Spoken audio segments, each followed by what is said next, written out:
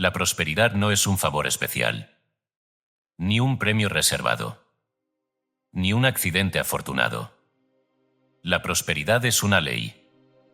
Y toda ley, cuando se comprende y se aplica correctamente, produce siempre el mismo resultado. Cuando no se comprende o se ignora, el resultado se bloquea, no porque la ley castigue, sino porque la mente interrumpe su flujo. Así como 2 más 2 son 4, no por deseo, ni por moral, sino por principio, así también el bien. Cuando se piensa, se siente y se vive desde la verdad, se manifiesta con certeza. Este libro no es un método para atraer dinero. No es un curso de fórmulas mentales para ganar fortuna. Tampoco es una interpretación piadosa de la pobreza. Este libro es una llamada al despertar. El propósito de estas páginas es recordarte que el bien ya está, que la fuente ya fluye, que el suministro ya existe. Y que si no lo ves aún, no es porque Dios no quiera dártelo. Es porque, sin darte cuenta, sigues creyendo que hay que pedirlo. Desde niños nos enseñaron que Dios da a unos y niega a otros, que responde según su voluntad misteriosa, que guarda silencio o dice no si no le agrada lo que pedimos. Y así aprendimos a suplicar, a negociar, a rogar, a temer. Pero Dios no es un proveedor personal que decide según el ánimo del día. Dios es principio. Dios es ley. Dios es orden absoluto. Y ese principio no tiene preferencias. No tiene favoritos. No reacciona al mérito ni al llanto. Simplemente funciona. Funciona para todos por igual, como la gravedad, como el magnetismo, como la electricidad. Y así como no le rogamos al fuego que caliente, sino que colocamos el metal donde corresponde, tampoco necesitamos rogar a Dios para prosperar. Lo que necesitamos es alinearnos con la ley. ¿Y cómo se hace eso? Corrigiendo la conciencia. Transformando la idea que tienes de ti mismo, de Dios y del dinero. Rompiendo los hábitos mentales que repiten, no hay, no puedo, no merezco, no sé cómo. Porque aquí aprenderás que la verdadera causa de toda escasez no está afuera. No está en el país, ni en la moneda, ni en el jefe, ni en la deuda. Está en la imagen que sostienes en tu interior. Mientras pienses que el dinero es malo, no vendrá. Mientras creas que Dios reparte según méritos, te frustrarás. Mientras actúes desde la carencia, crearás más de lo mismo. El dinero, por sí mismo, no es ni bueno ni malo. No es espiritual ni antiespiritual. Es un símbolo. Un símbolo de intercambio, de valor, de energía canalizada. Y como todo símbolo, obedece al pensamiento que lo gobierna. Cuando la mente se sana, el símbolo responde. Cuando la conciencia se eleva, la forma cambia. Por eso, este libro no es para conseguir cosas. Es para recordar quién eres, para despertar tu identidad espiritual, para colocarte en la posición interior desde la cual el bien fluye naturalmente. A medida que leas, te darás cuenta de que la prosperidad no se trata de trabajar más, ni de esforzarte sin descanso, ni de buscar allá afuera lo que aún no has cultivado aquí adentro. Se trata de establecer dentro de ti el reino de Dios. Porque las cosas serán añadidas como expresión natural de ese reino manifestado. Este libro es para quienes están listos para dejar de luchar y comenzar a comprender. Para quienes están dispuestos a abandonar la imagen infantil de un Dios que da o niega, y comenzar a pensar en el principio inmutable que siempre responde según la ley. Para quienes sienten que ya han pedido bastante y ahora están listos para afirmar. Aceptar. Permitir. Ser. Y como todo proceso espiritual verdadero, este no será teórico. Cada capítulo traerá prácticas, afirmaciones, tratamientos mentales, silencios conscientes. No para convencerte de algo nuevo, sino para liberarte de todo lo falso. Porque tú ya sabes que fuiste creado para vivir en paz, en gozo, en plenitud. Solo necesitas recordarlo. Y una vez recordado, sostenerlo. Y una vez sostenido, expresarlo. Ese será tu trabajo. Y este libro será tu compañero. Antes de comenzar el primer capítulo, quiero dejarte una afirmación simple. Una frase que no pertenece a ninguna religión, pero que contiene una verdad eterna. Una oración que puede ser murmullo, decreto, ancla y puerta. Repítela en cada página, en cada duda, en cada temor que surja. Hazla tuya. Hazla carne. Hazla ley. El suministro de Dios es infinito, presente y activo ahora. Repítela despacio. Deja que penetre en tu mente. Deja que disuelva resistencias. Deja que prepare el terreno. Porque lo que vas a leer a partir de ahora no es un método. Es un camino. Un camino de retorno a la verdad que nunca cambió. Y al final de ese camino no te espera más lucha. Te espera el bien. El bien que ya era tuyo. Y que ahora estás listo para aceptar sin miedo. La prosperidad como ley. Basado en las enseñanzas de Matt Fox. Editado y publicado por Decretos Poderosos. Todos los derechos reservados.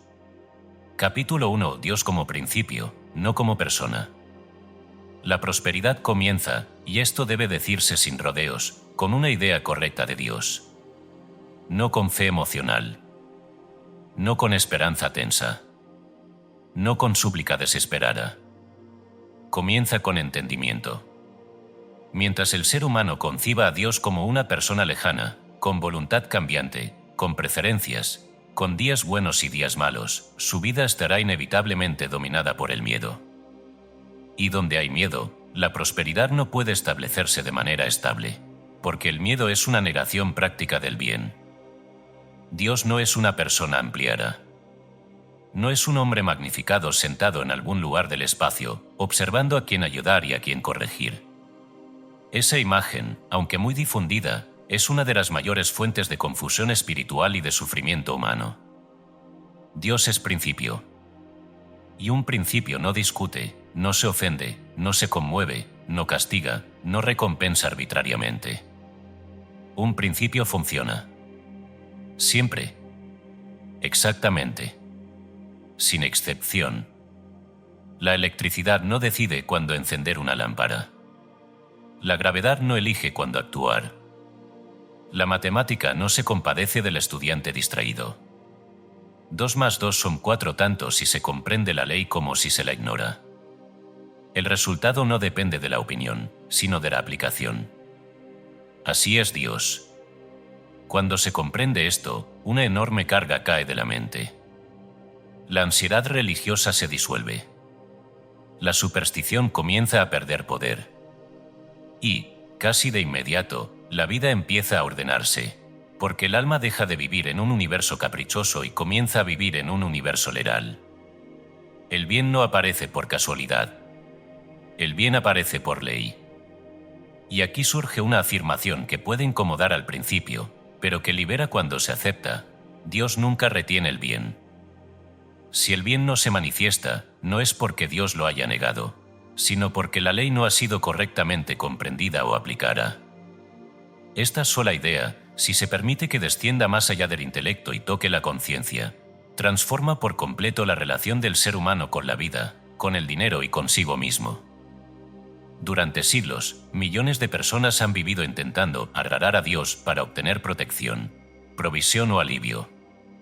Han orado con miedo. Han prometido sacrificios.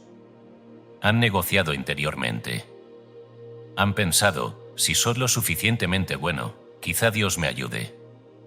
Sin darse cuenta, han convertido a Dios en una figura emocional, impredecible, y a sí mismos en mendigos espirituales. Pero un mendigo no prospera. Y Dios nunca creó mendigos. El agricultor sabio no se arrodilla ante la tierra para rogarle que dé frutos. No le suplica al sol ni negocia con la lluvia. Él coopera con la ley. Prepara el suelo. Siembra en el tiempo correcto. Cuida el proceso. Y la cosecha llega, no como premio moral, sino como consecuencia natural. De la misma manera, el ser humano que comprende a Dios como principio deja de rogar y comienza a cooperar. Deja de esperar favores y comienza a alinear su pensamiento con la verdad. Aquí es donde muchos tropiezan, porque confunden fe con emoción. Creen que creer intensamente es suficiente. Pero la fe auténtica no es tensión emocional, es comprensión tranquila. Es saber que la ley está operando aun cuando los sentidos no lo confirman todavía. La creencia en un Dios emocional produce tres cosas inevitables: miedo, culpa y superstición. Miedo, porque nunca se sabe si Dios querrá. Culpa, porque cualquier dificultad se interpreta como castigo. Superstición, porque se buscan rituales, promesas o intermediarios para mover la voluntad divina. Nada de eso pertenece a la ciencia espiritual. Cuando Jesús habló del Padre, no habló de un juez irritable. Habló de una fuente constante. Dijo que el sol sale sobre buenos y malos, y que la lluvia cae sin discriminación. Eso no es lenguaje poético, es descripción de ley. La naturaleza de Dios es dar, expresar, sostener. No porque alguien lo merezca, sino porque esa es su naturaleza. La mente humana, sin embargo, ha proyectado sus propios estados emocionales sobre Dios. El hombre se enoja y cree que Dios se enoja. El hombre castiga y cree que Dios castiga. El hombre retiene y cree que Dios retiene. Pero Dios no es una versión ampliada del ser humano. Dios es la causa, el hombre es el efecto. Cuando se invierte esta comprensión, la vida se vuelve un campo de lucha. Cuando se restaura, la vida comienza a fluir. Aquí es importante detenerse un momento y mirar con honestidad qué imagen de Dios vive realmente en la mente. No la que se repite en palabras, sino la que se revela en los pensamientos automáticos frente a una dificultad. ¿Aparece el temor? ¿La sensación de estar siendo probado? ¿La idea de que algo malo está sucediendo por alguna razón oculta? Esas reacciones delatan una concepción personal de Dios. La verdad es más simple y más exigente a la vez. Dios no envía pruebas, la vida responde al pensamiento. Y el pensamiento que no está alineado con la ley produce confusión, no por castigo, sino por falta de armonía. Cuando una persona introduce un número incorrecto en una ecuación, el error no es una condena moral. Es un error técnico. La corrección no requiere arrepentimiento dramático, sino ajuste. Así ocurre en la vida. Este libro no invita a temer a Dios, sino a comprenderlo. No invita a implorar, sino a pensar correctamente. No invita a esperar milagros arbitrarios, sino a permitir que la ley opere sin resistencia.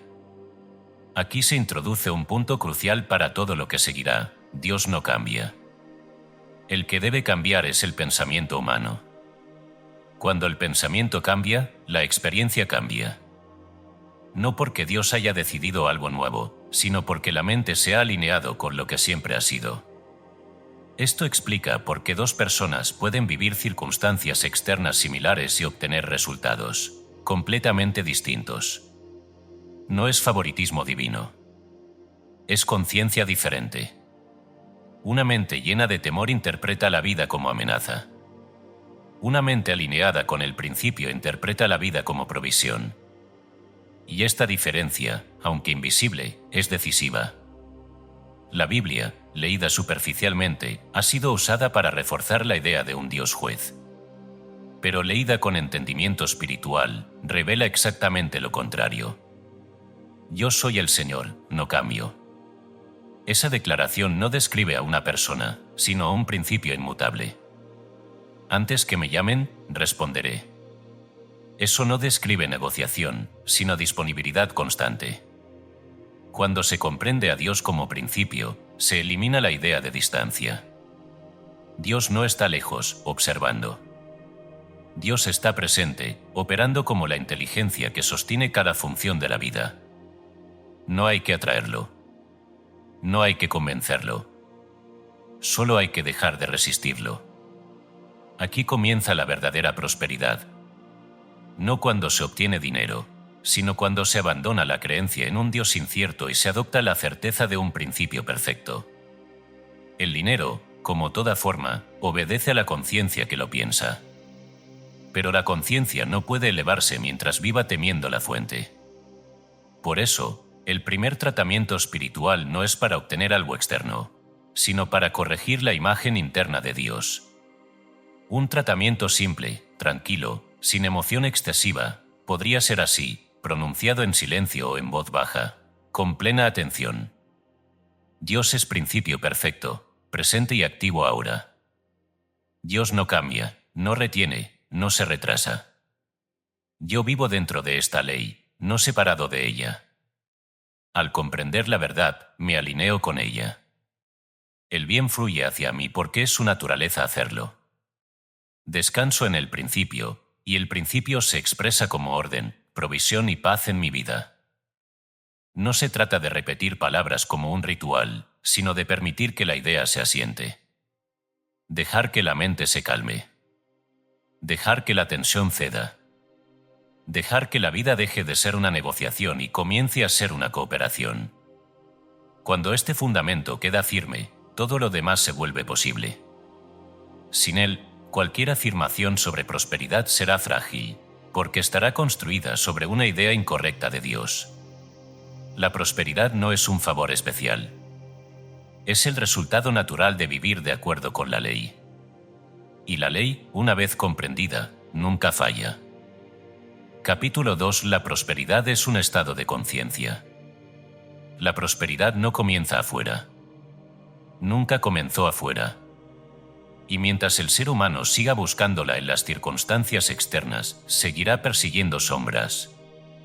Esto debe decirse con absoluta claridad, porque de esta comprensión depende todo el edificio que se levanta después. Nadie tiene más dinero que su conciencia puede sostener. No más oportunidades. No más paz. No más orden. No más suministro. La vida exterior es siempre una proyección fiel, aunque a veces dolorosa, del estado interior de la mente. El dinero no contradice a la conciencia. La acompaña.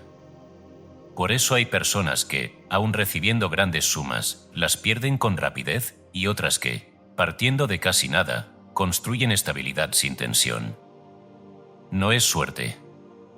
No es destino. Es nivel de conciencia.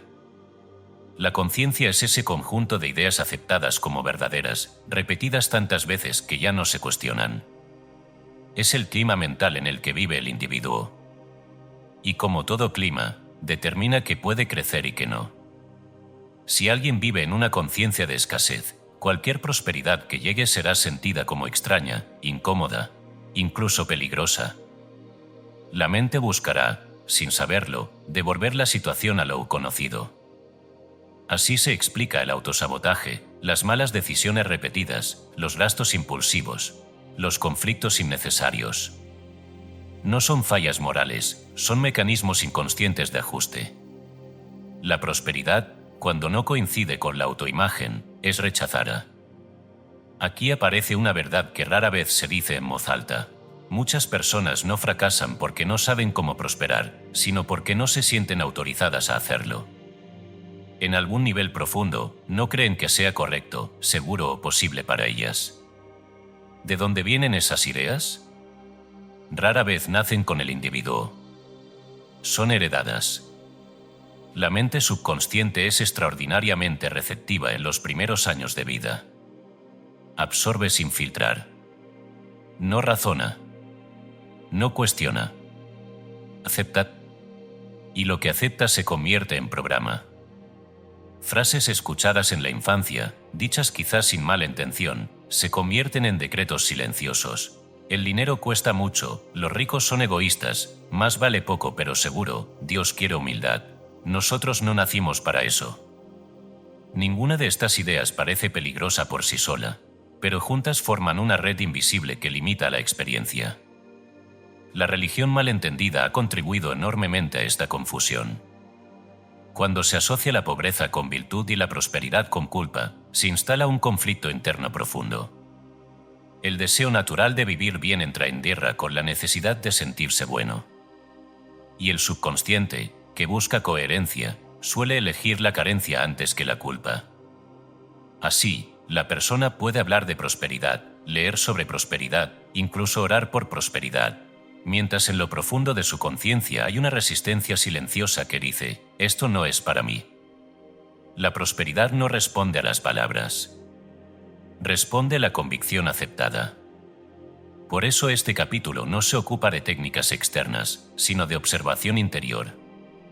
Antes de intentar atraer algo nuevo, es necesario ver con honestidad qué ideas gobiernan realmente la mente. No se trata de juzgarse, sino de reconocer. Durante el día, los pensamientos automáticos revelan más que cualquier declaración consciente. En momentos de gasto, de cobro, de oportunidad, de elección, surge una voz interna. Esa voz es la conciencia hablando. Y casi nunca miente. Cuando aparece una oportunidad, surge entusiasmo tranquilo o ansiedad. Cuando llega dinero, ¿aparece gratitud o miedo a perderlo? Cuando se piensa en prosperar, ¿hay expansión o contracción? Estas reacciones no son accidentales. Son indicadores precisos del estado de conciencia. Muchas personas creen que desean prosperar, pero en realidad desean alivio, seguridad, aprobación. La prosperidad, como estado, implica responsabilidad, libertad y visibilidad. Y no todos se sienten cómodos con eso. Aquí conviene recordar algo esencial: la vida no impone prosperidad. La vida responde a la aceptación. Si la mente no está preparada para sostenerla, la prosperidad no se fija. Es como intentar verter agua en un recipiente con grietas. No importa cuánta agua se vierta, el resultado será el mismo hasta que el recipiente sea reparado. La conciencia es ese recipiente. Por eso el trabajo verdadero no es atraer dinero, sino ensanchar la conciencia. Y eso se hace mediante observación, corrección y repetición paciente. La autoobservación no es vigilancia tensa. Es atención tranquila. Es notar sin dramatizar. Es escuchar los pensamientos como quien escucha una conversación ajena, sin identificarse de inmediato con ella. Cuando aparece una frase interna de carencia, no se la combate. Se la reconoce. Se dice interiormente: esta idea no es la verdad, es una creencia aprendida. Y luego se la reemplaza conscientemente. Las frases de carencia suelen ser breves, automáticas, casi invisibles: no alcanza, mejor no, qué miedo, después, no es el momento, eso es para otros. No parecen importantes, pero son semillas. Y toda semilla, con repetición, da fruto. La conciencia se educa igual que un niño, con paciencia, firmeza y amor. No con castigo. Aquí es donde la afirmación correcta se vuelve una herramienta científica. No como fórmula mágica, sino como reeducación mental. La afirmación no niega la experiencia, niega la autoridad del error. Una afirmación bien formulada no lucha contra la carencia, afirma la verdad que la disuelve. No se repite con desesperación, sino con comprensión creciente. Cuando se dice: el suministro de Dios es infinito y presente ahora, no se está tratando de convencer a la vida, sino de acostumbrar a la mente a una idea más amplia que la que ha sostenido hasta ahora. Al principio, la afirmación puede parecer ajena.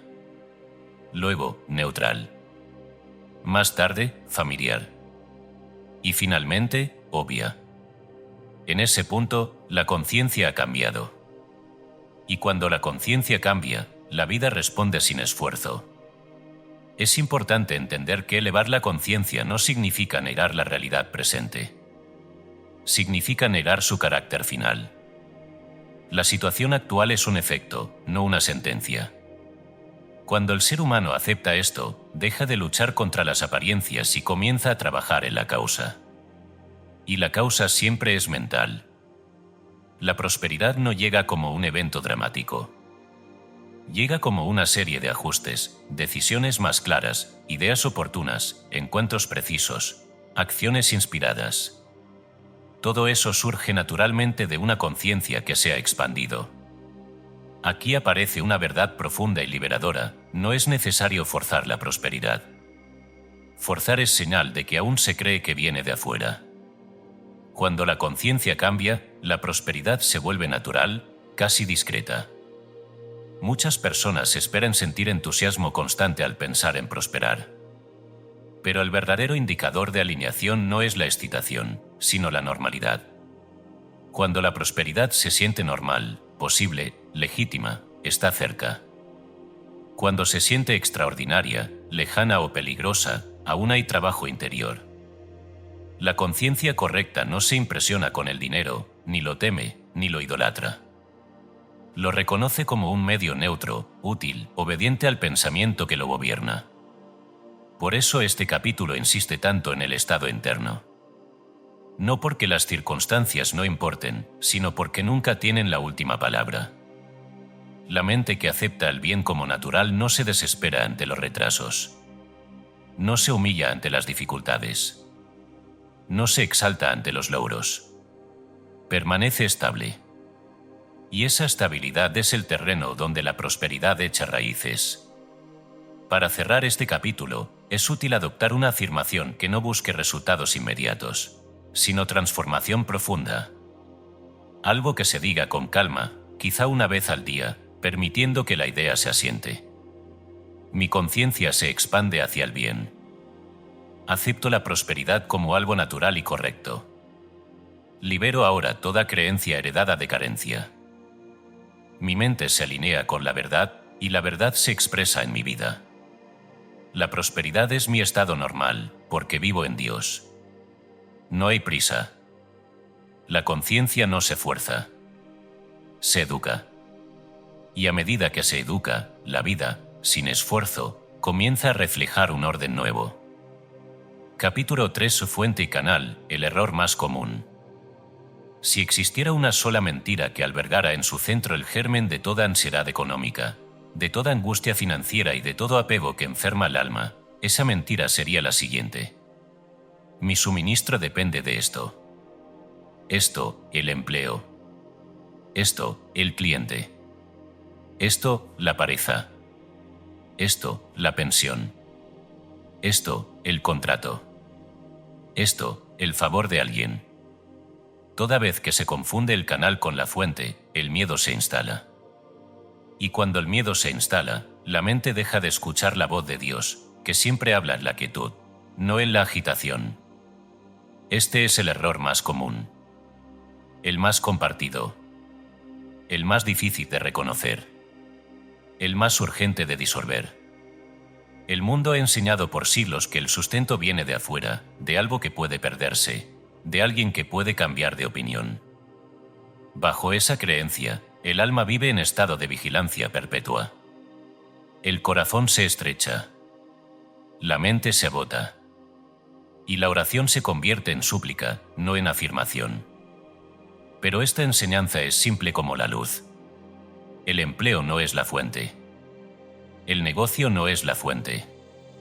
La persona no es la fuente. La fuente es Dios. Y Dios no cambia. Cuando esta verdad se establece en la conciencia, la vida da un giro tan profundo como silencioso. Ya no hay necesidad de manipular. Ya no se teme al cambio. Ya no se idolatra el cheque. Porque el alma sabe, y sabe con certeza, que cualquier canal puede cerrarse, pero la fuente permanece inmutable. Para entender esto, tomemos un ejemplo que no requiere esfuerzo: la lámpara eléctrica. Si la luz se apaga, nadie dice que la central dejó de existir. Se revisa el foco, el cable, el interruptor. Es decir, se sabe que la fuente sigue operando, aunque el canal haya fallado. La mayoría de las personas no duda de que Dios pueda proveer. Donde tropiezan es en la creencia inconsciente de que solo puede hacerlo a través del canal actual. Y eso es una contradicción directa de la fe. Si Dios es realmente la fuente, entonces tiene infinitos canales. Puede usar uno, otro, o crear uno nuevo. Puede mover los hilos de forma visible o invisible. Puede tocar corazones, abrir puertas, inspirar ideas. Pero solo puede hacerlo si la mente no está aferrada al canal anterior. El apego cierra puertas. La idolatría del canal bloquea la circulación. La vida fluye cuando el alma suelta. una mujer pierde su empleo y cae en desesperación. No porque no haya oportunidades, sino porque su fe estaba depositada en el canal, no en la fuente. Un comerciante ve disminuir sus ventas y entra en ansiedad. No porque el bien haya desaparecido, sino porque lo buscaba solo en un formato específico. Una pareja termina y la otra parte siente que también perdió su sustento. No porque la provisión se haya ido, sino porque se había confundido amor con dependencia y seguridad con control. Este capítulo es un llamado a restaurar el orden verdadero. Canal es forma. Dios es causa. Todo canal es temporal. Todo canal es reemplazable. Todo canal está subordinado al nivel de conciencia. Y ningún canal, por valioso que parezca, contiene el poder de ser la única vía. Cuando se comprende esto, una libertad sutil pero poderosa comienza a crecer. Se puede agradecer el empleo sin idolatrarlo. Se puede disfrutar la provisión sin depender de ella emocionalmente. Se puede ver cerrar una puerta sin sentir que la vida se ha cerrado. Dios, como fuente, es eterno, ilimitado, incondicional. No está sujeto al sistema económico, al mercado, ni a las decisiones humanas. El canal puede cambiar, el flujo no. La forma puede variar, la ley permanece. Pero la mente humana necesita recordarlo una y otra vez, hasta que lo sepa como lo sabe el corazón que late sin pensarlo. Aquí propongo una imagen para que esta idea se ancle. Imagina una red de caños que transporta agua desde un manantial. Uno de esos caños se obstruye. ¿Dirías que el manantial ha desaparecido? ¿O simplemente buscas otro canal para permitir que el agua siga fluyendo? Así ocurre con el suministro. Cuando uno bendice el canal que termina, en vez de maldecirlo, lamentarlo o aferrarse, da permiso para que el flujo encuentre otro camino. Es el acto de fe más silencioso y más eficaz. Pero no se trata de una fe ciega. Se trata de una comprensión profunda. Dios es la fuente de todo bien, y esa fuente jamás se agota. La mente que se alinea con esta verdad se vuelve tranquila, estable, abierta a nuevas formas. La mente que se acerra, se encierra, se empobrece. Por eso, este capítulo incluye un tratamiento que puede usarse en cualquier momento en que el canal parezca tambalear. No se trata de repetirlo con urgencia, sino con comprensión. Que cada palabra sea un descanso, no una exigencia. Que cada idea deshaga el nudo del miedo. Dios es la única fuente de mi suministro. Nada ni nadie fuera de Dios tiene poder sobre mi provisión. Agradezco los canales por los que el bien ha llegado, pero no los confundo con la causa. Bendigo lo que fue. Suelto lo que debe irse. Y permanezco abierto a nuevas formas del mismo amor. Dios provee de maneras infinitas. Mi único trabajo es confiar, actuar con sabiduría y mantener la conciencia alineada con la verdad. Este tratamiento no busca cambiar a Dios. Busca cambiar la conciencia. Porque cuando la conciencia cambia, el canal cambia. Y cuando el canal cambia, el suministro vuelve a fluir. Así ha sido siempre. Así será siempre. No hay más secreto que este. Mientras la fuente esté viva en ti, jamás faltará el canal. Y la fuente está viva, porque es Dios, y Dios es la vida misma. Capítulo 4. El suministro infinito y la ilusión de escasez. La escasez no existe en Dios. Nunca ha existido. Nunca existirá. Esta afirmación, dicha con calma y aceptada con profundidad, tiene el poder de desmantelar uno de los engaños más antiguos y persistentes de la mente humana. Porque si la escasez no existe en Dios, entonces no puede ser una ley del universo. Y si no es una ley, solo puede ser una creencia. Y toda creencia, por arraigada que esté, puede ser cambiada. La pobreza, tal como el mundo la entiende, no es una condición espiritual, es una hipnosis colectiva. Una sugestión repetida durante generaciones, aceptada sin examen, transmitida como si fuera una verdad inevitable. Se aprende desde la infancia, se refuerza con la experiencia mal interpretada y se consolida con el miedo compartido. Pero Dios no crea hipnosis. Dios crea vida. Cuando el ser humano comienza a observar la naturaleza con ojos tranquilos, sin la urgencia de justificar sus temores, descubre algo que siempre estuvo allí: la naturaleza no es tacaña. Nunca lo ha sido. Nunca lo será. La semilla no calcula cuántas hojas producir. El árbol no se pregunta si habrá suficiente fruto. El sol no regula su luz por miedo a agotarse. El aire no se raciona. El océano no se disculpa por su inmensidad. La abundancia es el estado natural de la creación. La escasez aparece solo cuando la mente humana interpreta la experiencia desde la separación, desde el miedo, desde la creencia de que hay que competir por un bien limitado. Pero esa interpretación no proviene de Dios, proviene del pensamiento condicionado. Aquí es esencial comprender una distinción sutil pero decisiva: la falta no es ausencia de suministro, es ausencia de conciencia. El suministro está presente, pero no es reconocido, aceptado o permitido. La mente limitada es la que cierra la llave. No porque tenga poder sobre Dios, sino porque tiene poder sobre su propia percepción. Y la percepción determina la experiencia. Imagina una habitación llena de luz, pero con los ojos cerrados. La oscuridad que se experimenta no es real, es una condición temporal producida por una acción específica. Abrir los ojos no crea la luz, simplemente permite verla. Así ocurre con el suministro. La mente que cree en la escasez vive cerrada a la evidencia del bien. No porque el bien no esté, sino porque la conciencia no lo admite. Esta es la raíz de muchas luchas innecesarias: buscar fuera lo que debe abrirse dentro. Durante siglos, el ser humano ha explicado la pobreza como resultado de fuerzas externas: la economía, la política, la herencia, la suerte. Sin negar que existen condiciones externas, este enfoque ignora una verdad más profunda: las condiciones externas no tienen poder final sobre la experiencia. Son escenarios, no causas. La causa siempre es mental. Cuando una comunidad entera cree en la escasez, esa creencia se manifiesta como sistemas de competencia feroz, acumulación por miedo, desperdicio por ansiedad y desigualdad por confusión.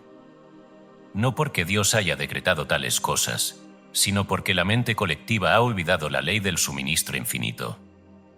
La Biblia, leída con comprensión espiritual, afirma una y otra vez esta verdad. El maná cae cada día, no para ser acumulado con miedo, sino para ser recibido con confianza. Cuando se intenta guardar por temor al mañana, se corrompe. No porque Dios castigue, sino porque el miedo distorsiona la experiencia del bien. El bien fluye cuando se confía. Se estanca cuando se teme. Esta es una ley tan exacta como la matemática. La escasez, entonces, no es una realidad objetiva, es una interpretación errónea. Y como toda interpretación errónea, puede corregirse. No luchando contra ella, sino reemplazándola por la comprensión correcta. Aquí es donde la contemplación consciente se vuelve una herramienta poderosa. No como evasión, sino como reeducación. Contemplar la abundancia natural no es fantasía, es alineación con la verdad observable. Cuando se observa un campo sembrado, no se ve una sola espiga. Se ven miles. Cuando se mira al cielo nocturno, no se ve una sola estrella. Se ven incontables.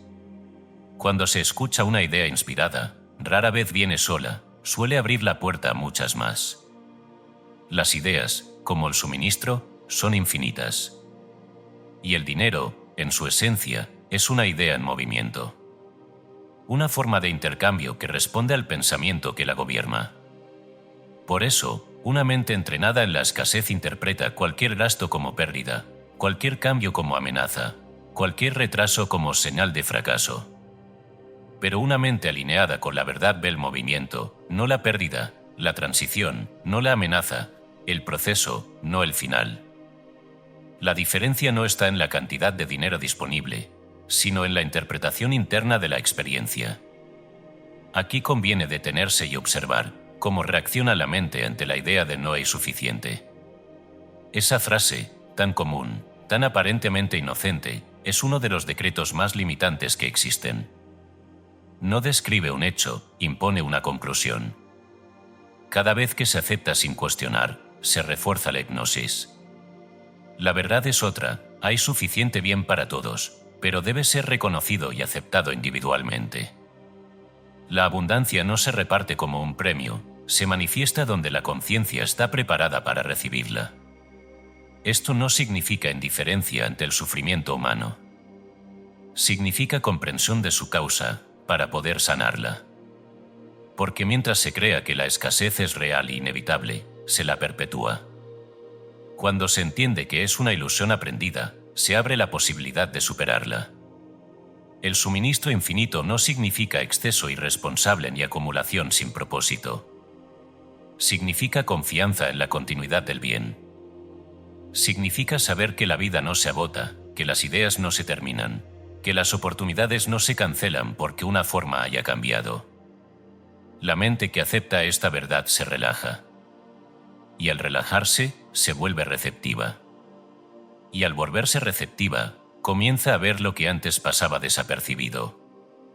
Muchas oportunidades no se pierden por falta de capacidad, sino por tensión mental. La ansiedad estrecha la percepción. La confianza la expande. Por eso, este capítulo propone una práctica sencilla y profunda, la contemplación diaria de la abundancia natural. No como ejercicio forzado, sino como acto de reconocimiento. Tomar unos minutos al día para observar conscientemente algo que exprese abundancia, un árbol cargado, una calle llena de movimiento, una idea que se multiplica al compartirse. No para compararse, sino para recordar. Para permitir que la mente se familiarice con la verdad. Con el tiempo, esta contemplación suaviza la resistencia interna. La frase "no hay suficiente" pierde fuerza. Y en su lugar aparece una comprensión más amplia, el bien se expresa continuamente, de formas que aún no veo. Aquí, la afirmación correcta actúa como un ancla. No se repite para negar la experiencia presente, sino para corregir la interpretación. Una afirmación eficaz no lucha contra el miedo, lo reemplaza. Una afirmación sencilla, dicha con calma, podría ser: el suministro de Dios es infinito. No depende de personas, lugares ni circunstancias. La vida se expresa como abundancia ahora. Libero la creencia en la escasez. Confío en el flujo constante del bien. Dicho una vez con comprensión vale más que repetida 100 veces con ansiedad. El objetivo no es convencer a la mente a la fuerza, sino educarla. Permitirle salir del hábito de la contracción y entrar en el ritmo natural de la vida. La prosperidad no llega cuando se lucha contra la escasez, sino cuando se deja de creer en ella. Y dejar de creer no es negar, sino comprender. Este capítulo no promete resultados inmediatos. Promete algo más valioso, libertad interior. Y de esa libertad, como de una fuente clara, brotan naturalmente nuevas formas de suministro. Porque cuando la mente deja de cerrar la llave, el flujo, que siempre estuvo allí, se hace visible. Y entonces, sin esfuerzo, sin dramatismo, sin lucha, la vida comienza a confirmar una verdad que siempre fue cierta. En Dios nunca ha habido escasez. Capítulo 5. Orar no es pedir, es afirmar la verdad. Este capítulo, si se permite entrar hasta el fondo del alma, marcará un antes y un después en la relación del lector con Dios, con la oración y con todo su concepto de ayuda espiritual. Porque es aquí donde muchos, aun siendo sinceros, tropiezan una y otra vez. Es aquí donde las almas más devotas claman, esperan, lloran y no reciben, no por falta de fe, sino por falta de comprensión. La mayoría ora como quien pide limosna. Como quien toca una puerta cerrada, sin saber si será atendido. Como quien cree que Dios aún no sabe lo que le ocurre. Y si orar fuera eso, habría motivo para la angustia. Pero orar no es pedir. Orar es afirmar la verdad. Aquí está la diferencia entre el error que perpetúa la carencia y la comprensión que transforma toda la experiencia. Veamos esto detenidamente. Cuando una persona suplica a Dios que le dé algo, dinero, salud, trabajo, solución, parte sin darse cuenta de una afirmación oculta de carencia: no lo tengo, no está aquí, estoy solo, Dios aún no ha actuado. Y así, aunque las palabras sean piadosas, la energía detrás de ellas refuerza el problema. La oración se convierte, entonces, en una repetición del error. La oración verdadera, la oración científica, no parte del miedo, sino de la presencia. No parte del vacío, sino de la plenitud. No intenta convencer a Dios, sino convencer a la propia mente de lo que ya es verdadero en el reino. Dios no necesita ser informado. Dios no necesita ser persuadido. Dios no está esperando que uno junte suficientes méritos para responder. Dios, como principio, ya ha respondido. Dios, como vida, ya está fluyendo. Dios, como suministro, ya está presente. Lo que falta no es acción divina, sino aceptación humana. Y esa aceptación se logra afirmando la verdad, no mendigando milagros. Cuando Jesús enseñó a orar, no dijo: suplicad sin cesar. Dijo: cuando oréis, creed que ya habéis recibido. No es poesía espiritual. Es una instrucción metafísica precisa. Creer que ya se ha recibido es reconocer la presencia antes de verla manifestada. Es afirmar que la ley ya está actuando. Es alinear la mente con la verdad hasta que el subconsciente también lo acepte. Entonces, ¿cómo se ora de esta manera? No se trata de recitar frases hermosas, ni de buscar palabras especiales, ni de alterar la voz. Se trata de establecer una idea clara, cierta, y repetirla hasta que se asiente como un hecho mental. A esta práctica, en la ciencia espiritual, se le llama tratamiento. El tratamiento espiritual es una oración dirigida, deliberada, con propósito, que afirma el bien como una realidad presente. No es emocional. Es exacta. No es mendicante. Es autoritativa. No intenta crear algo nuevo. Afirma lo que ya es, para que se manifieste en el plano de la experiencia. Y todo tratamiento sigue una estructura básica que, aunque no es rígida, conviene comprender. Un reconocimiento de Dios como presencia y poder único. Se comienza por establecer la verdad mayor, que Dios es todo, que no hay poder opuesto, que la inteligencia divina lo gobierna todo. 2. Unificación. Se afirma que esa presencia no está lejos, sino que vive en uno, como vida, mente, sustancia, guía. Dios y yo somos uno en este instante. 3. Afirmación de la verdad respecto a la situación. Aquí se niega mentalmente la apariencia del problema y se afirma la verdad correspondiente. Por ejemplo, si se experimenta carencia, se afirma el suministro infinito. Si hay confusión, se afirma sabiduría divina. Si hay miedo, se afirma presencia amorosa. 4. Acción de gracias anticipada. No como forma cortés, sino como señal de fe cumplida. Gracias, Padre, porque sé que esto ya está hecho. 5. Liberación. El tratamiento se suelta. No se retiene con ansiedad. No se revisa mentalmente como quien desconfía. Se deja ir, sabiendo que la ley ya está actuando.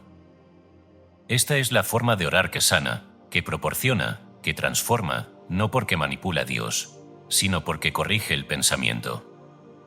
Veamos un ejemplo sencillo. Supongamos que alguien tiene miedo por una deuda que vence pronto. La oración habitual sería: Dios mío, por favor, ayúdame, no tengo el dinero, haz un milagro, no me abandones. Pero esa oración, aunque sincera, afirma la ausencia, afirma el pánico, afirma la distancia con Dios. El tratamiento correcto sería algo así: Dios es mi suministro, ahora y siempre. Nada está fuera de su alcance. Esta situación es solo una oportunidad para ver manifestada su ley perfecta. Mi mente se alinea ahora con la verdad del suministro. No temo. No me precipito. No estoy solo. El bien fluye hacia mí por los canales correctos, en el momento correcto. Gracias, Padre, porque sé que ya está hecho. Y suelto esta palabra, sabiendo que actúa ahora. Este tratamiento no evade la situación. La trasciende. La oración científica no busca convencer al mundo, ni cambiar a las personas, ni manipular los eventos. Busca cambiar la conciencia. Y cuando la conciencia cambia, la experiencia cambia con ella. ¿Debe repetirse este tratamiento muchas veces? Solo hasta que la mente lo acepte. No se trata de cantidad, sino de convicción. Una afirmación dicha una vez, con plena certeza, es más eficaz que 100 repetidas con miedo. Ahora bien, esto no es magia. No es una fórmula para eludir la ley. Es un instrumento para cooperar con la ley. Algunos dirán, he orado así, pero no pasó nada. Y la respuesta es clara, si no ocurrió nada, es que la mente aún no cambió lo suficiente. No es castigo. Es una indicación. La oración no falló. La conciencia aún no se abrió del todo. Como el sembrador que lanza la semilla y no ve brotar la planta al día siguiente, así es la oración científica. Actúa desde el primer momento, pero la manifestación toma su tiempo, según el terreno interior. Por eso, la clave no es exigir resultados inmediatos, sino persistir en la verdad hasta que sea vivida como natural. A partir de hoy, cada vez que surja el impulso de pedir, de suplicar, de rogar con desesperación, recuerda esta enseñanza. Dios ya está dando. Lo que falta no es respuesta, sino reconocimiento. Y reconoce, afirma, establece con autoridad la verdad. Hazlo en voz baja o en tu interior. Hazlo sin emoción innecesaria. Hazlo como quien prende la luz, sabiendo que la electricidad está lista para responder. Un tratamiento final para cerrar este capítulo. En este instante, suelto la idea de que debo pedirle a Dios lo que ya está dado. Afirmo que el bien está aquí, ahora, presente, actuando. Corrijo mi mente y al hacerlo, mi experiencia comienza a cambiar. La oración no es súplica, es creación. No es espera, es declaración. Yo oro como quien sabe. Yo afirmo como quien ya ha recibido. Y descanso en la certeza de que la ley no falla. Este es el comienzo de una nueva forma de orar. Y por tanto, de una nueva forma de vivir. Capítulo 6. Seguridad interior, el verdadero capital. El mundo entero habla de seguridad. Seguridad bancaria. Seguridad laboral. Seguridad jurídica. Seguridad familiar. Pero la verdadera seguridad no está en ninguna de esas cosas. Toda seguridad exterior es relativa. Toda garantía humana es temporal. Los ahorros pueden desvanecerse. Los contratos pueden romperse. Los gobiernos pueden tambalear. Los mercados pueden girar en una noche. Y sin embargo, en medio de todo eso, hay personas que permanecen en paz. No porque ignoren la realidad externa, sino porque han descubierto una verdad más profunda. La única seguridad que no puede ser alterada es la conciencia de Dios como presencia interior. Allí, y solo allí, reside el verdadero capital. La inseguridad no es falta de recursos. Es falta de conciencia del principio. Y esa inseguridad, aunque no siempre se vea en la superficie, está detrás de la mayoría de los problemas financieros. La inseguridad es la causa del exceso de control, de la ansiedad por acumular, del miedo a soltar, del impulso de trabajar sin descanso, de las decisiones desesperadas. La inseguridad aprieta el pecho, reduce la visión y cierra la mente a la guía divina. Una persona puede tener una cuenta bancaria llena y vivir con el corazón vacío. Puede tener contratos firmados y no poder dormir. Puede tener propiedades, inversiones, títulos y sentir que todo podría desmoronarse en cualquier momento. ¿Es eso prosperidad? ¿De qué sirve tener si se vive con miedo a perder? ¿De qué sirve lograr si nunca se puede descansar? ¿Dónde está el capital si no hay paz? La verdadera riqueza no es lo que se posee, sino el estado interno desde el cual se vive. Y cuando ese estado es de confianza en el principio, entonces todo lo demás encuentra su lugar. Emmett Fox decía que la ansiedad es una señal clara de que hemos perdido de vista a Dios. No porque Dios se haya ido, sino porque la mente se ha vuelto hacia el mundo y no hacia la verdad. Y cuando eso ocurre, comienza el círculo vicioso, el pensamiento teme, la emoción aprieta, la intuición se bloquea, la creatividad se apaga, las decisiones se enturbian, y las circunstancias se complican. No es castigo, es causa y efecto. Así como el agua turbia no refleja la luz, la mente ansiosa no refleja la guía. Por eso, antes de tratar de arreglar nada afuera, el alma sabia se detiene y vuelve al centro. No por debilidad, sino por inteligencia espiritual. Porque sabe que la solución no viene de más esfuerzo, sino de más alineación. Descansar en el principio no es pasividad. Es fuerza silenciosa. Es acción desde la claridad. Es moverse desde un punto interno que no tiembla. ¿Y cómo se alcanza esa seguridad?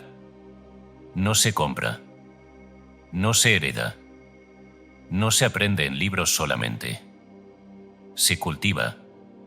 Se cultiva como se cultiva un jardín, con constancia, con presencia, con silencio.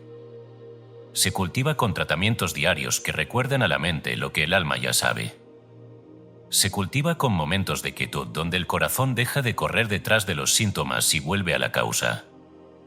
Una práctica poderosa y necesaria es sentarse cada mañana, antes de comenzar el día, durante 3 o 5 minutos, en silencio. No para pedir. No para pensar en problemas. Sino para anclar la mente en la verdad. Un tratamiento simple podría ser este. Dios es mi seguridad. No por lo que tengo, sino por lo que soy en Él. El mundo puede cambiar, pero el principio permanece.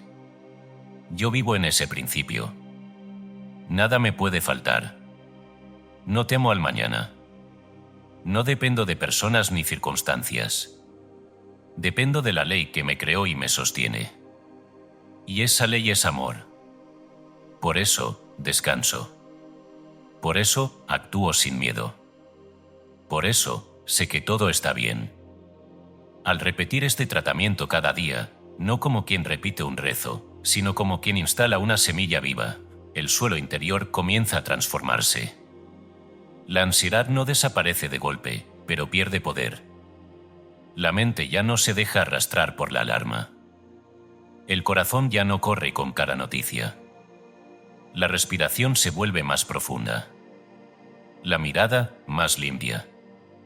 Y entonces, la intuición regresa. La intuición, esa chispa sagrada que nos dice cuándo movernos, cuándo esperar, cuándo hablar, cuándo callar, solo puede actuar en un clima de paz. Y esa paz no es el resultado de que todo esté bien afuera. Esa paz es el estado que permite que lo de afuera vuelva a ordenarse. Quien camina con confianza profunda no se vuelve imprudente, se vuelve preciso. No gasta de más, pero tampoco teme dar. No se agarra a lo viejo, pero tampoco se lanza al vacío sin guía. Actúa cuando hay claridad y se detiene cuando hay confusión. Porque sabe que la confusión no es un obstáculo, es una señal para volver al centro.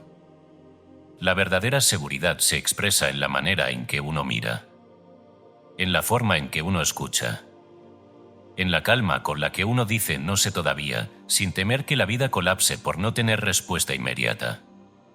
La seguridad interior no se mide en cifras. Se mide en serenidad sostenida. Y esa serenidad, ese capital invisible, es lo que permite que la prosperidad se manifieste con estabilidad. Todo lo que se construye desde el miedo, tarde o temprano, tiembla. Todo lo que se construye desde la paz, aunque pequeño al principio, perdura. Aquí te propongo un ejercicio simple, pero poderoso. Cada vez que sientas ansiedad financiera, por gastos, por decisiones, por noticias, no actúes inmediatamente. No respondas desde el impulso. Haz una pausa. Haz una respiración profunda. Y di en silencio: nada externo tiene poder sobre mí. Mi seguridad no está en el mundo. Mi seguridad está en Dios, y Dios es aquí, ahora. Actuaré cuando tenga paz. Hasta entonces, permanezco quieto. Este hábito, cultivado día tras día, transforma no solo la mente, sino la vida. Porque el dinero puede venir, irse y volver. Las oportunidades pueden presentarse o demorarse. Pero la seguridad interior no depende de eso. Y cuando el alma vive desde allí, desde ese lugar donde la presencia de Dios es más real que cualquier circunstancia, entonces ocurre el verdadero milagro, la vida comienza a obedecer al corazón en paz. No hay capital más valioso. No hay inversión más rentable. No hay defensa más poderosa. Porque todo lo que el mundo ofrece puede cambiar. Pero la paz de quien descansa en el principio permanece firme para siempre. Capítulo 7. El hábito de carencia y cómo romperlo. La carencia no es solo una circunstancia. Es un hábito mental. Y mientras ese hábito no sea roto, mientras no se disuelva desde su raíz invisible, cualquier intento de prosperar será como llenar un pozo con filtraciones, el esfuerzo será constante, pero el resultado será siempre inestable. La carencia comienza en la mente antes de aparecer en la experiencia. No siempre en forma de pensamiento directo, como no tengo o no puedo, sino en formas más sutiles, más disfrazadas, más peligrosas. Una queja ligera. Una comparación silenciosa. Una culpa persistente. Una dramatización repetida en la conversación interna. Estos son los gestos mentales del hábito de carencia. Y como todo hábito, operan de manera automática, sin pedir permiso ni anunciarse. La persona se levanta por la mañana y ya la mente comienza a recorrer los pendientes, los problemas, los faltantes. El alma aún no ha tenido tiempo de establecerse en la verdad, y ya la corriente del hábito mental ha dictado el clima del día. Y entonces, con ese clima interior, se vive. Se trabaja. Se habla. Se gasta. Se decide. Se relaciona. Y todo lo que se hace desde ese estado, reproduce ese mismo estado. Por eso es inútil y frustrante, declarar una afirmación de prosperidad por la mañana, y luego pasar el resto del día repitiendo, sin quererlo: esto está difícil, todo sube, a mí siempre me cuesta, nunca alcanza, qué miedo, yo no puedo como otros. La mente no responde a las palabras. Responde a la constancia del clima mental. Y el clima mental se construye con los hábitos que se repiten. No con los gestos esporádicos, sino con la conversación interna que se mantiene encendida como un fuego oculto. Allí está la causa invisible de la carencia. Porque la mente humana es obediente. Demasiado obediente. Obedece al tono de fondo, no a las palabras que se dicen cuando uno se acuerda. Obedece al ambiente interior que uno mismo alimenta, día tras día.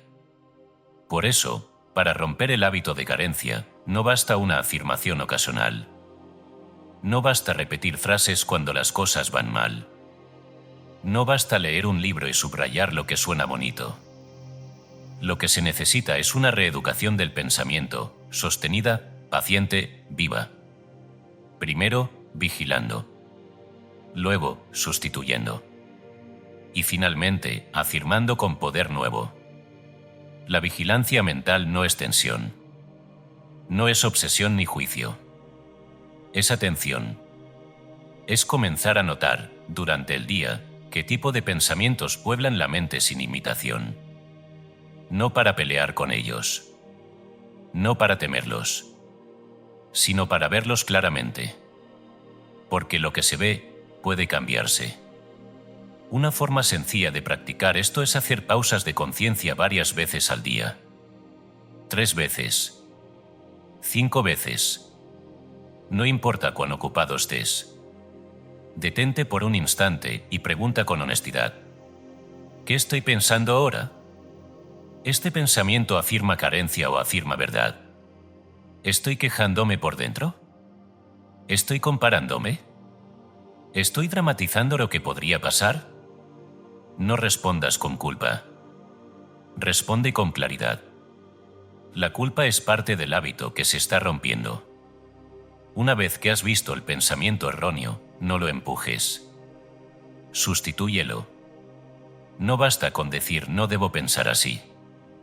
Eso solo refuerza la energía. Lo que debes hacer es instalar un pensamiento nuevo. Ejemplo: si te sorprendes diciendo mentalmente, esto está difícil, no hay salida, no lo niegues con enojo. Respira. Y di en tu interior: la sabiduría de Dios me guía ahora. El bien no está lejos, está aquí, aunque aún no lo vea. Estoy en proceso de liberarme. No necesito saber cómo. Solo necesito recordar que Dios es la fuente, y su ley actúa ahora. Estas sustituciones inmediatas, si se hacen con constancia, reconstruyen el clima mental. Y con el clima, cambia la experiencia.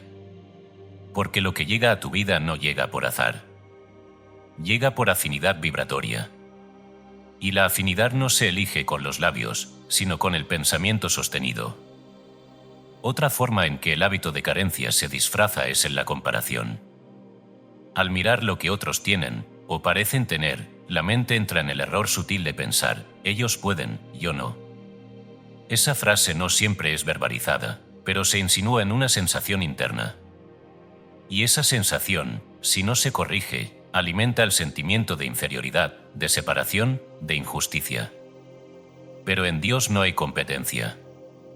No hay favoritismo. No hay escasez de bien para nadie. Cada alma tiene su canal. Cada alma tiene su camino. Y la medida de bien que puede recibir está determinada por su apertura interior, no por su entorno. Por eso, bendecir el bien ajeno es una práctica espiritual. No como un deber moral, sino como un acto de afirmación personal. Cuando ves prosperar a otro, y lo bendices sinceramente, estás diciendo a tu mente: esto también es posible para mí. Esto también vive en mi conciencia. No hay escasez. Hay circulación. Y lo que bendigo, se acerca. Finalmente, el uso consciente de la palabra hablada es una herramienta poderosa. No porque las palabras tengan magia, sino porque crean forma en la mente subconsciente. Cambia el lenguaje. Hazlo con suavidad, pero con firmeza. En lugar de decir no tengo para eso, di: estoy en proceso de permitir más bien en mi vida. En lugar de decir todo está carísimo, di: la provisión divina siempre encuentra la forma de manifestarse. En lugar de decir yo no soy bueno para el dinero, di: cada día comprendo más la ley del suministro y coopero con ella. Estas frases no niegan la experiencia actual. La reeducan. Y con el tiempo, la transforman. Porque el hábito de carencia no se combate con violencia. Se disuelve con disciplina. Con amor. Con constancia. No te impacientes si los frutos no llegan al primer intento. Recuerda, un hábito no se construyó en un día, ni se rompe en uno. Pero cada pensamiento corregido es una piedra nueva en el edificio de tu prosperidad. Cada palabra dicha con conciencia es una semilla en el terreno de tu subconsciente. Cada acto de fe, por pequeño que parezca, es una victoria sobre la hipnosis del mundo. Y un día, casi sin darte cuenta, mirarás atrás y verás que ya no piensas igual. Que ya no hablas igual. Que ya no reaccionas igual. Y entonces sabrás que el hábito fue vencido. Y cuando el hábito se vence, la vida, por fin, responde con plenitud. Capítulo 8: Circulación, dar, recibir y confiar. El dinero es una forma de energía. Y toda energía, para conservar su fuerza, necesita circular. Cuando la energía se estanca, se corrompe. Cuando se interrumpe su movimiento, pierde vitalidad. Cuando se aprieta por miedo, se convierte en tensión y termina desapareciendo. La ley de la circulación es tan antigua como la vida misma. La sangre que no fluye, enferma. El agua que no corre, se pudre. El aire que no se renueva, asfixia. La amistad que no se expresa, muere.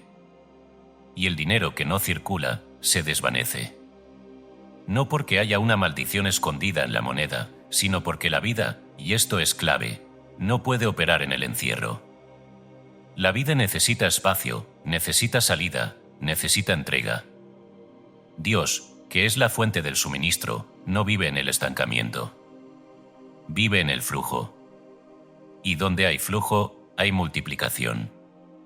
En este capítulo vamos a mirar de frente un error silencioso, que parece prudencia pero es miedo disfrazado. La idea de que guardar sin confiar, retener sin circular, acumular sin propósito es una forma de seguridad.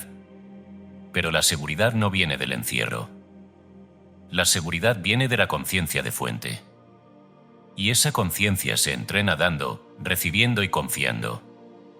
Ahora bien, cuando hablamos de dar, muchos piensan inmediatamente en sacrificio, en dolor, en pérdida.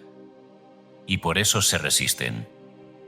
Porque han sido enseñados, erróneamente, a pensar que dar es renunciar, que dar es vaciarse, que dar es sufrir para agradar a Dios.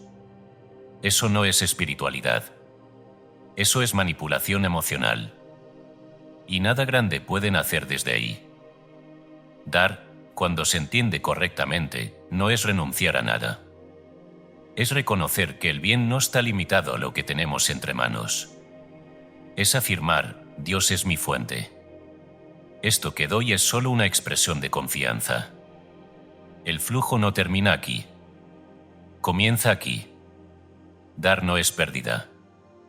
Es siembra. Y toda semilla bien sembrada, bajo la ley, vuelve a multiplicar. Pero atención, el motivo con el que se da determina el fruto.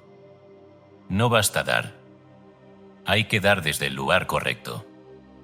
Dar con miedo bloquea. Dar para manipular a Dios, esperando recompensa, contamina. Dar por obligación genera resentimiento. Dar con alegría, con propósito, con gratitud, abre puertas que la razón no puede entender.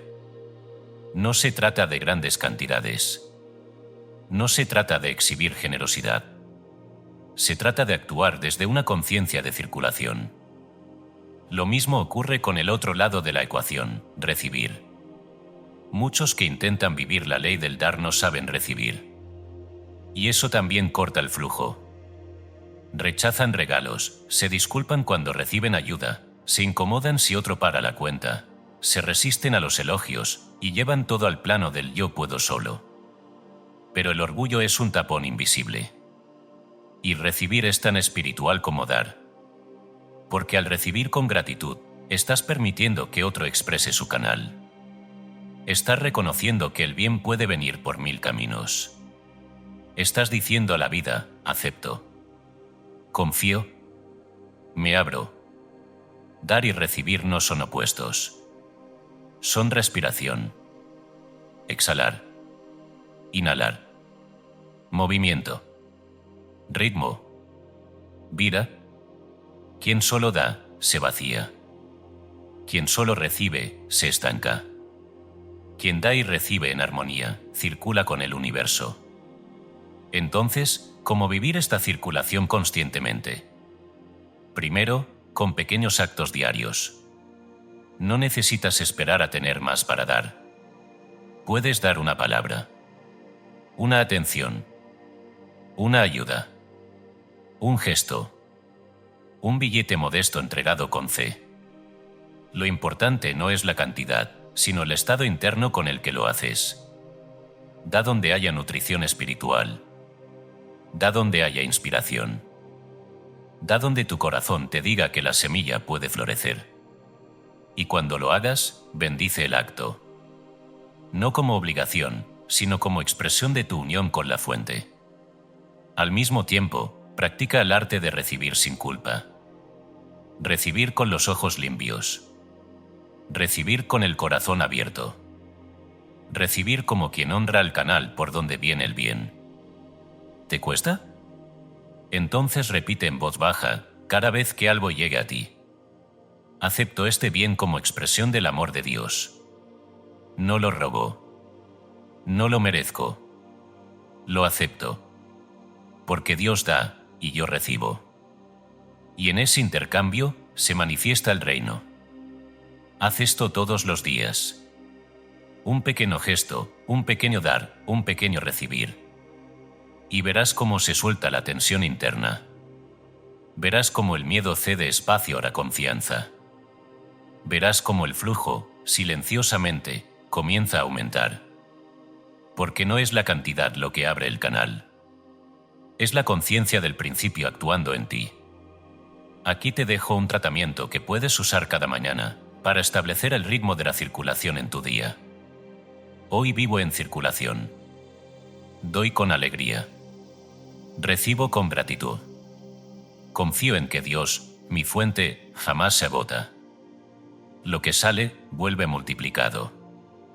Lo que llega, lo acepto como sagrado. No temo dar, porque no temo perder. No temo recibir, porque no temo deber. Hoy soy canal del bien. Y por mi vida circula la abundancia de Dios. Hazlo con presencia. Hazlo con intención. Hazlo con sencillez. Recuerda, la prosperidad no es una acumulación silenciosa. Es una circulación armoniosa. Y cuando tu alma se sienta parte viva de ese flujo, no dueña, no víctima, sino colaboradora consciente del principio, entonces, y solo entonces, el dinero, las oportunidades, las ideas y las bendiciones comenzarán a moverse hacia ti con nueva frecuencia. Porque Dios no premia. Dios fluye. Y tú, cuando das, recibes y confías, te conviertes en el cauce vivo de ese flujo eterno. Capítulo 9. Orden exterior como reflejo del orden interior. La espiritualidad verdadera no es evasión. No se limita a lo invisible, ni desprecia lo tangible. La espiritualidad verdadera se manifiesta en lo concreto, se expresa en los detalles, se revela en el modo en que se vive, se habla, se trabaja, se organiza y se respira. Dios es orden. No como sistema rígido, sino como armonía viviente. Y todo lo que se alinea con esa armonía refleja la presencia del principio en acción. El desorden, en cualquiera de sus formas, no es pecado, ni defecto moral, ni causa de condena. Pero sí es síntoma. Síntoma de una conciencia fragmentada, de una mente dispersa, de una vibración interna que no ha aprendido a fluir en el ritmo de la ley. Hay quienes buscan prosperar mientras su casa es un caos, su escritorio una montaña de papeles, su ropa una carga sin resolver, sus horarios una promesa sin cumplir. Y no lo ven. No lo asocian. Creen que orar con fervor basta. Creen que decretar con fuerza es suficiente. Pero el universo no responde solo a palabras. Responde al estado. Y el estado se expresa en el orden. No se trata de volverse perfeccionista. No se trata de vivir obsesionado por cada cosa en su lugar. Se trata de vivir en coherencia con el principio, que es claridad, precisión, belleza, estructura, flujo. El desorden exterior suele ser el eco de un conflicto interno no resuelto. Una acumulación no dicha. Una decisión postergada. Un miedo escondido. Un nuevo lo haré que ya lleva años. Y mientras eso persiste, la mente permanece en un nivel de vibración que impide la expresión plena de la prosperidad. Porque la prosperidad no es un golpe de suerte. Es un patrón de conciencia que requiere estructura. Donde hay desorden, hay fuga de energía. La mente se fatiga más rápido. La creatividad se asfixia. La intuición se nubla. La vía divina encuentra resistencia. Por eso, este capítulo es una invitación a mirar con nuevos ojos lo que ya está frente a ti. Donde hay desorden que no estás viendo.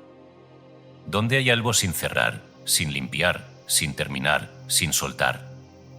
Donde hay una conversación pendiente, una deuda ignorada, un compromiso evadido. No se trata de condenarse. Se trata de reconocer. Porque lo que se reconoce con amor se puede transformar con poder. Orden no es rigidez. Orden es espacio para que la energía divina circule sin obstrucción. El orden no tiene que ser perfecto, pero sí debe ser vivo. Debe reflejar que tu vida está en contacto con la verdad, que estás caminando en dirección a la luz. Puntualidad, por ejemplo, no es una costumbre social. Es una señal de respeto hacia el tiempo, que es una forma de energía sagrada. Claridad en las cuentas, en las decisiones, en las relaciones, no es frialdad. Es la forma en que el alma organiza su camino. Limpieza no es obsesión estética. Es el ritual silencioso de la purificación mental. Seguir lo que se comienza no es necedad. Es confianza en el proceso. Y la responsabilidad, lejos de ser carga, es libertad. La libertad de saber que eres capaz de sostener tu parte en la creación de tu vida. Muchos piensan que pueden atraer prosperidad mientras viven rodeados de objetos rotos, cajones caóticos, agendas olvidadas y tareas sin concluir. Pero la ley no puede instalarse donde no hay espacio. La ley busca el canal más armónico. Y ese canal eres tú. Haz espacio para la prosperidad ordenando tu mundo. No hace falta hacerlo todo en un día. Pero sí comenzar. Una superficie limpia. Una deuda asumida con humildad. Una conversación aclarada. Una mesa despejada. Una palabra dicha a tiempo. Una promesa cumplida o cancelada con dignidad. No por obligación, sino por alineación. Porque el alma que ordena su entorno está diciendo: estoy listo para algo más grande. Estoy dispuesto a ser canal. Estoy presente, responsable, disponible. Haz de este acto tu oración silenciosa. Hazlo sin miedo, sin culpa, sin apuro. Y mientras lo haces, afirma en voz baja: el orden de Dios se manifiesta ahora en mi vida. Cada rincón refleja mi paz interior. Cada cosa que pongo en su lugar prepara mi camino. Suelto el pasado. Cierro ciclos. Me abro al flujo de lo nuevo. Mi mente se organiza y la vida me responde. Todo se acomoda porque yo me acomodo al principio. Verás cómo algo cambia. No solo en lo físico, en tu respiración, en tu pensamiento, en tu confianza. Porque el desorden no era el problema. Era solo el espejo. Y ahora que lo estás limpiando, la imagen que verás reflejada será la de tu ser más elevado, caminando de la mano con Dios hacia una prosperidad sin confusión, sin ansiedad, sin caos. Solo orden, paz y abundancia natural. Tal como fue pensado desde el principio. Capítulo 10 de Trabajo inspirado y guía divina. El trabajo es uno de los campos donde más se confunde la espiritualidad con el sacrificio, el deber con el desgaste, el servicio con la esclavitud.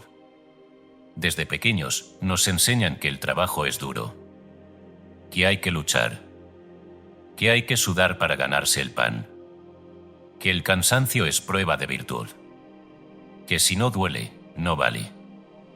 Y así, generación tras generación, la humanidad ha confundido esfuerzo forzado con acción divina, y ha terminado creyendo que para prosperar hay que pagar el precio de la fatiga, del estrés, de la renuncia al gozo.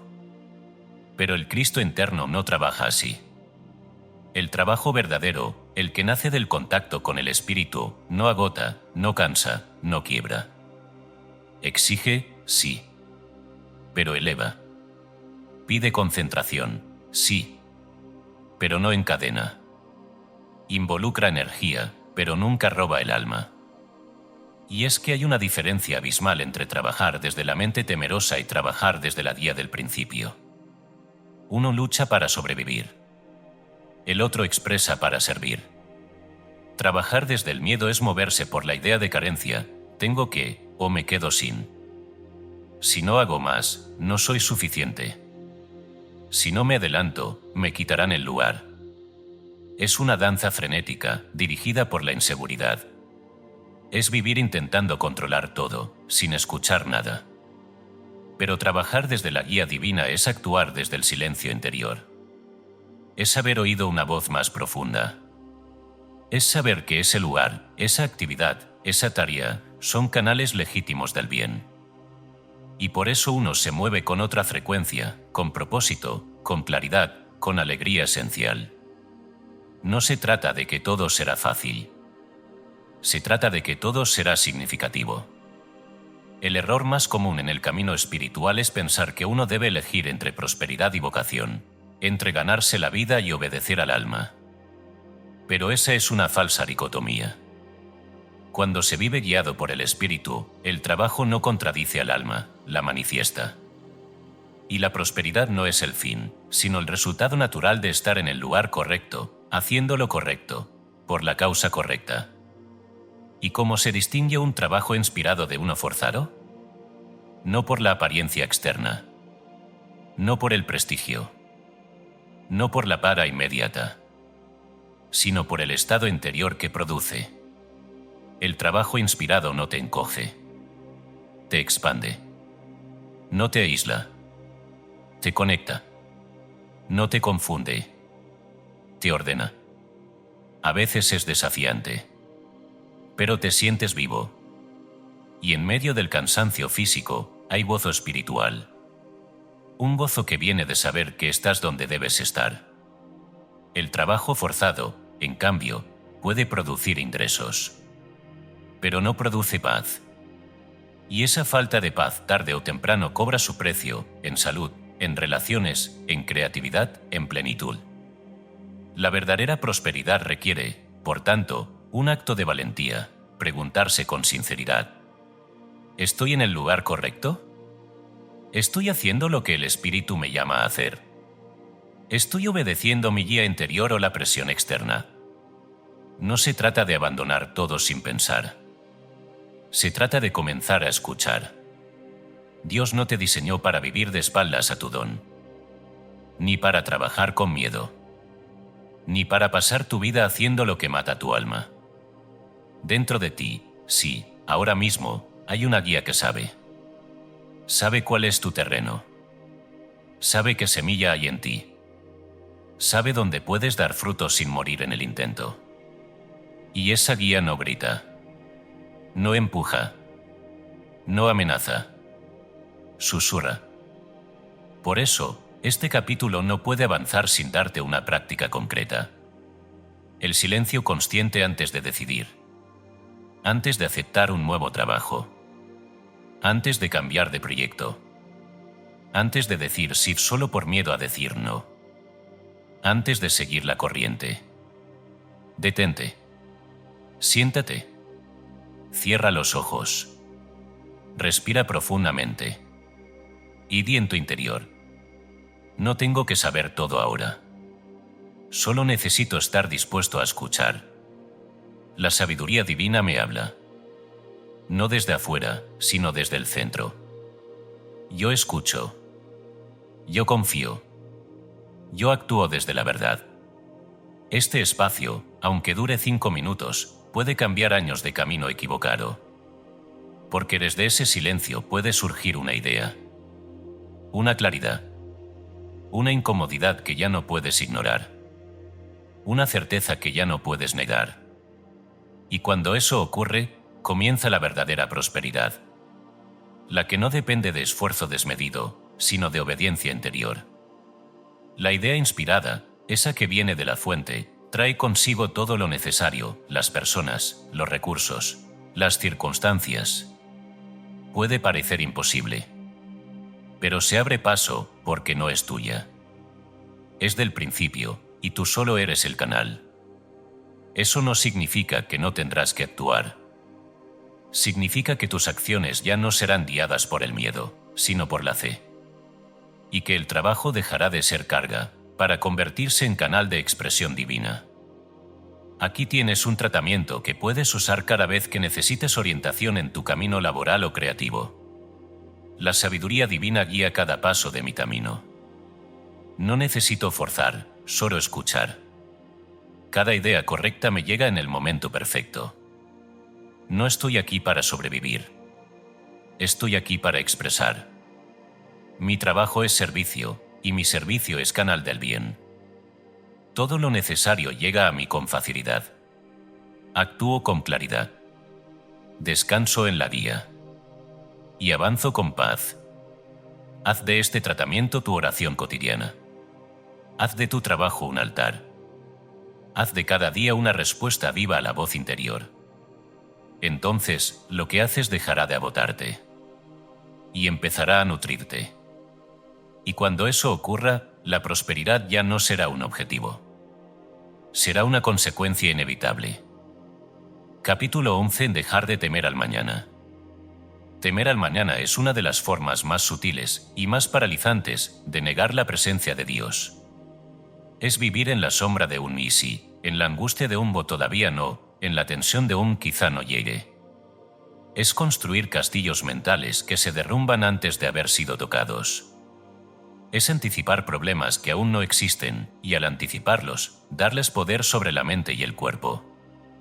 La ansiedad por el futuro es, en realidad, una fe invertida, una certeza profunda, pero colocada en el error. Es fe en el desastre. Fe en la carencia. Fe en la imposibilidad. Y como toda fe, aunque sea en lo negativo, tiende a materializarse, porque la mente, cuando sostiene una imagen con suficiente intensidad, inevitablemente la proyecta sobre la experiencia. Pero Dios no habita en el futuro. Dios no vive en tus cálculos. Dios no espera a que todo esté resuelto para actuar. Dios es presencia. Dios es ahora. Todo el bien que puedes recibir solo puede llegarte en este instante. Y todo pensamiento que te aleja del presente es un pensamiento que te aleja del poder. Porque solo aquí, solo ahora, está el punto de contacto con el principio. Jesús, al enseñar a orar, no dijo, «Danos hoy la seguridad para todo el año». Dijo, «Danos hoy nuestro pan de cada día». Esa frase, sencilla y directa, encierra una de las leyes más profundas de la prosperidad espiritual. No es una súplica por provisión. Es una afirmación de fe activa. El bien viene día por día, paso a paso, momento a momento. No antes. No después. No como acumulación ansiosa, sino como manifestación diaria de la ley. El alma que teme al mañana pierde el pan de hoy. Pierde la paz de hoy. Pierde la claridad de hoy. Pierde la oportunidad de hoy. Y todo eso lo entrega a cambio de un fantasma. El futuro no está escrito. Pero cada pensamiento que sostienes hoy es una semilla lanzada hacia ese campo aún virgen. Y si siembras miedo, crecerá confusión. Y si siembras duda, crecerá bloqueo. Pero si siembras confianza, lo que nacerá será orden, guía y provisión a su tiempo. No estás llamado a preverlo todo. No estás llamado a cargar con la semana, el mes, el año. Estás llamado a vivir este día, con Dios. Cuando la mente se acostumbra a vivir proyectada hacia el futuro, pierde sensibilidad espiritual. La voz de la intuición se apaga. La inspiración se seca. La belleza del presente se vuelve invisible. Y entonces el alma corre, corre, corre. Pero sin avanzar. Porque corre detrás de algo que aún no existe, mientras ignora lo que ya tiene entre las manos. La vida no es un proyecto que se entrega al final. Es una experiencia que se expresa ahora. Y eso incluye la prosperidad. No necesitas ver cómo llegará todo. Solo necesitas estar alineado con el bien ahora. Desde esa alineación, surge la idea. Surge la oportunidad. Surge la respuesta que antes parecía imposible. ¿Y qué hacer cuando el miedo al futuro asoma, como un pensamiento rápido, como un apretón en el pecho, como una inquietud que no se explica? No luchar. No dramatizar. No resistir. Sustituir. Porque el miedo no se vence con análisis. Se vence con presencia. Presencia de mente. Presencia de Dios. En ese momento, di en voz baja o en silencio: «Estoy aquí». Este instante está completo. El bien está activo ahora. No necesito saber todo. Solo necesito confiar en la ley que nunca falla. Este tipo de afirmación no es una evasión. Es una reafirmación del centro. Porque cuando estás en el centro, la vida gira sin derrumbarse. Pero cuando vives en la periferia del miedo, cualquier movimiento parece una amenaza. La mente temerosa del mañana quiere tener todos los pasos, todos los resultados, todos los detalles asegurados antes de dar el primer paso. Pero eso no es confianza. Eso es control. Y el control es el lenguaje del miedo. Dios no trabaja con control. Dios trabaja con claridad progresiva. Así como la lámpara alumbra solo unos pasos por delante, así actúa la vía divina. Y cada paso que das en fe, enciende el siguiente. No necesitas ver todo el camino. Solo necesitas dar el paso que tienes frente a ti, desde la paz, no desde la presión. Esto es vivir por ley. Esto es prosperar desde la verdad. Si has vivido mucho tiempo en ansiedad por el futuro, este será un hábito que habrá que disolver poco a poco. Pero se disuelve. Se suelta. Se transforma. Y cada vez que sientas esa inquietud que intenta arrastrarte fuera del presente, vuelve al centro y repite: no temo al mañana. Porque Dios ya está allí. No adelanto la vida. No proyecto la escasez. El bien fluye hoy y fluirá mañana. La misma inteligencia que me sostiene ahora me sostendrá entonces. Estoy en paz. Estoy a salvo. Estoy en Dios. Esta práctica, hecha con amor, sin urgencia, reeduca la mente. La enseña a vivir en el único tiempo real, el ahora.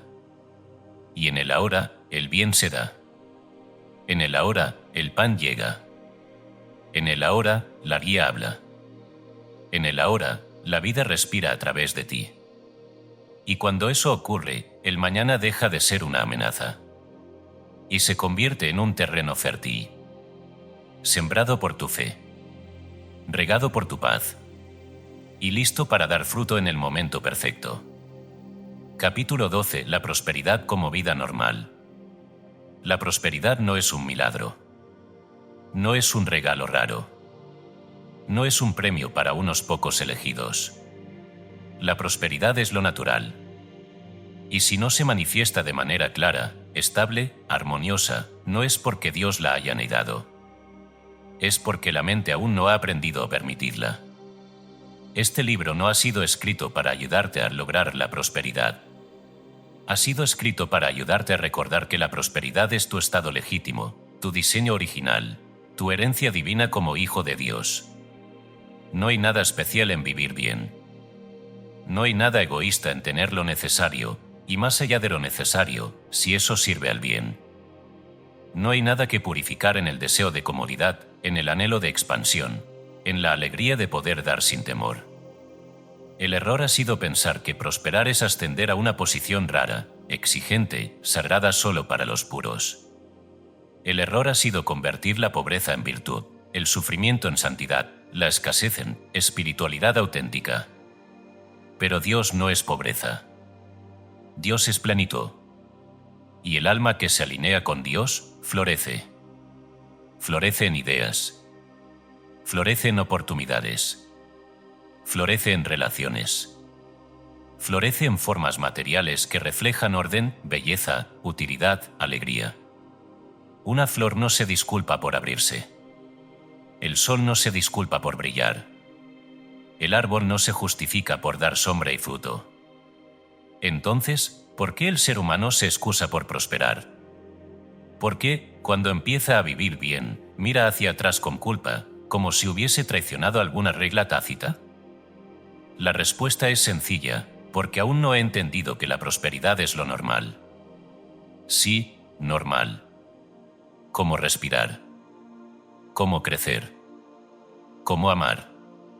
Pero el alma que ha vivido bajo la hipnosis de la carencia, al recibir bien, lo vive como algo extraño.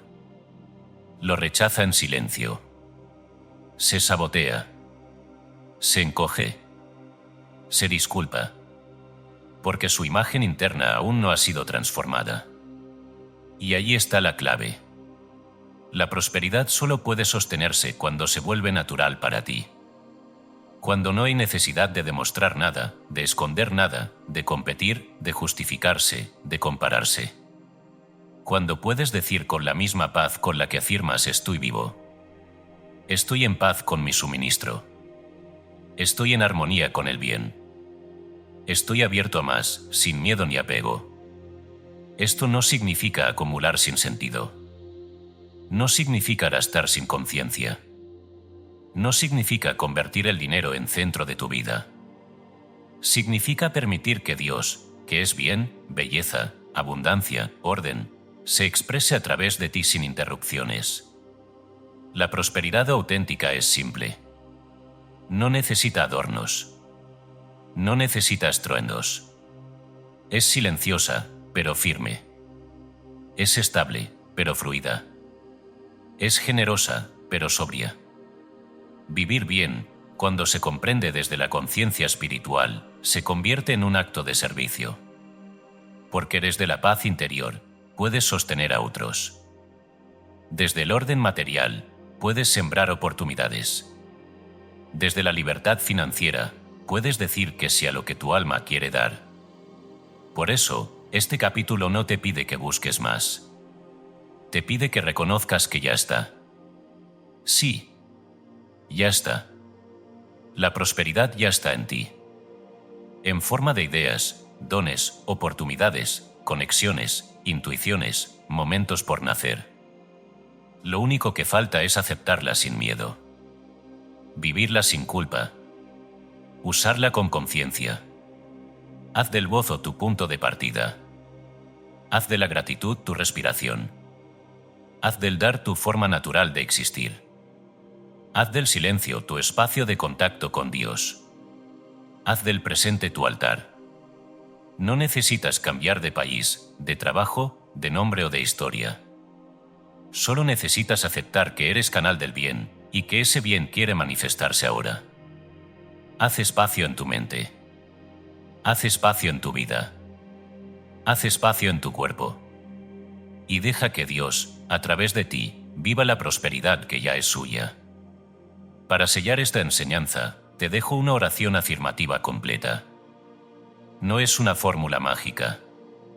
Es una declaración de identidad. Una oración para repetir con comprensión, con firmeza, con devoción silenciosa, como quien despierta de un largo sueño. Oración final: acepto la prosperidad como vida normal. Dios es mi fuente. No un Dios lejano, sino presencia viva en mí. No un proveedor caprichoso, sino principio perfecto que fluye sin cesar. Hoy reconozco que la prosperidad no es meta, es reflejo. Es el resultado natural de una mente alineada con la verdad. Dejo atrás la lucha, el miedo, el hábito de la carencia. Dejo atrás la culpa por recibir, el orgullo por dar, la tensión por controlar. Hoy acepto el bien como lo normal. Acepto el suministro como mi estado correcto. Acepto el descanso, la guía, la abundancia. Soy hijo de Dios, y eso es suficiente. Mi trabajo es expresar. Mi don es servir. Mi llamado es vivir en paz y compartir desde la paz. Nada me falta. Todo se acomoda. Porque Dios y yo somos uno. Y en esa unidad, todo lo necesario se manifiesta. Todo lo bueno se establece. Todo lo justo se multiplica. Yo soy canal de prosperidad divina. Y lo declaro con humildad, con alegría y con gratitud sin fin. Amén. Ahora el libro termina, pero tu práctica comienza. Vive cada día no como quien busca alcanzar algo, sino como quien ya encontró su centro. Y desde ese centro, el bien, como el sol, volverá a salir. Siempre, sin pedir permiso, porque siempre estuvo ahí. Y ahora tú, por fin, estás listo para verlo.